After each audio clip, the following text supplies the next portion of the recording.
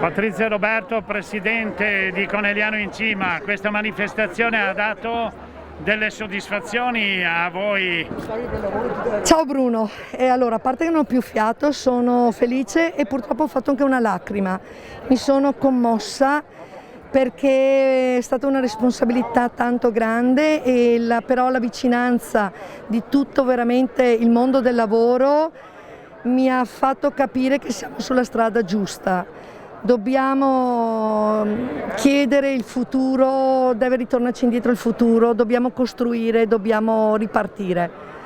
E quindi questo è un segnale, un forte segnale, lo abbiamo fatto nel rispetto delle leggi, lo abbiamo fatto a distanza, lo abbiamo fatto mascherine e guanti, quindi più di così, scusate, non so, è andata bene, sono contenta di tutti i commercianti, esercenti, partite IVA che sono venuti, artigiani che sono venuti, perché veramente è andato tanto e si sono comportati benissimo.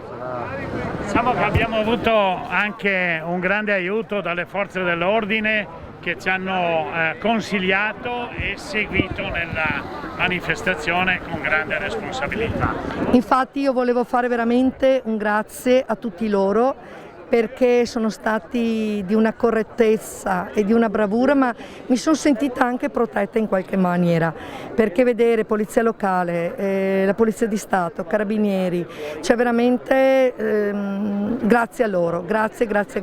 E se mi permetti volevo dare un grande bacio a chi ha perso la vita per questo coronavirus, perché purtroppo è il prezzo che abbiamo pagato. E quindi proprio per questo siamo ancora più consapevoli che la riapertura deve essere corretta e di non mettere proprio a rischio la salute degli altri.